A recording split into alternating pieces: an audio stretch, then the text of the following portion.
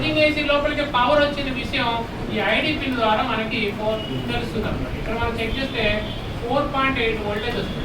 Battery నుంచి VPH తయారవ్వాలి. అందుకే ఏం చేస్తానంటే మళ్ళీ ఎప్పుడు ఛార్జర్ తీసేస్తామో అప్పుడు బ్యాటరీ నుంచి వచ్చిన ఛార్జింగ్ పెట్టామనుకో ఏంటంటే ఓపీపీహెచ్ లోపల నుంచి వోల్టేజ్ అనేది లోపలికి ఇన్పుట్ అయిన వెంటనే మనకి ఈ ఇన్పుట్ అయిన వోల్టేజ్ మనకి లోపలికి ఎంటర్ అయినప్పుడు 23వ పిన్ ఒకటి ఉంది కదా ఇక్కడ. 23వ పిన్ ఏంటంటే పవర్ ఐడెంటిఫై PMID అని ఉంది.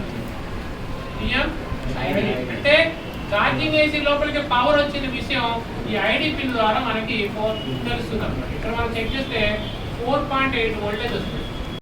వేరేవేరా ఒకటే కదా, మరి రెండు పేర్లు ఒకటే ఉన్నాయి అంటే ఇప్పుడు ఈ రెండు పిన్లు ఎందుకు ఇచ్చిండే? VPH రెండు ఎందుకు ఉన్నాయి? ఇక్కడ V బ్యాట్లు ఉన్నాయి రెండు, వాటి వివరంగా తెలుసు. అంటే ఏం చదువుతారు చూడండి. ఎప్పుడు ఛార్జింగ్ ఐసి VPH తయారు చేస్తుందో ఆ VPH పవర్ అనేది ద్వారా ఎవరికి వెళ్తుంది?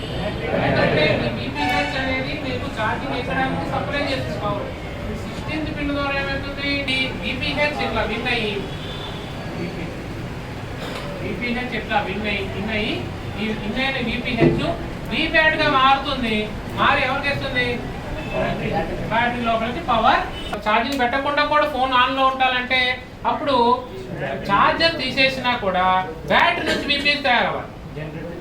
అందుకే ఏం చేస్తానంటే మళ్ళీ ఎప్పుడు ఛార్జర్ తీసేస్తామో అప్పుడు బ్యాటరీ నుంచి వచ్చిన VBAT పవర్ మళ్ళీ ఎలా మారుతుంది?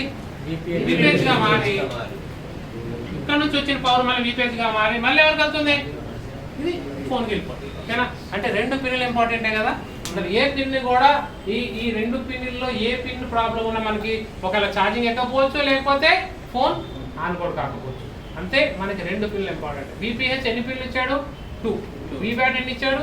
ఛార్జింగ్ ఐసీలోనే ఇన్ని ఉంటాయి. ఓకేనా? నెక్స్ట్ 17th పిన్ ఎవరు? SWS ఎన్ని ఉన్నాయి? 2 ఉన్నాయి. ఎందుకు 2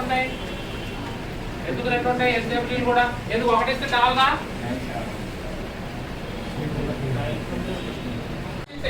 ఛార్జింగ్ ఏసీ లోపల పవర్ వచ్చిన విషయం కన్ఫర్మ్ చేసేది. ఫస్ట్ పిన్ 24 పిన్ లోపల ఇన్పుట్ ఇచ్చారు. ఇప్పుడు నాకు ఇది నేను ఇచ్చాడు వస్తుంది. ఓకే, అది ఎన్నో పిన్? అది PMID. ఎప్పుడు PMID వచ్చిన తర్వాత LDO జనరేట్ అవుతుంది. ఏం జనరేట్ అవుతుందంటే 22 పిన్ అనేది LDO జనరేట్. చార్జ్ LDO అంటాం. Charge LDO. ఓకేనా? కదా 23 ఎవరు? PMID. 22 ఎవరు? Charge LDO.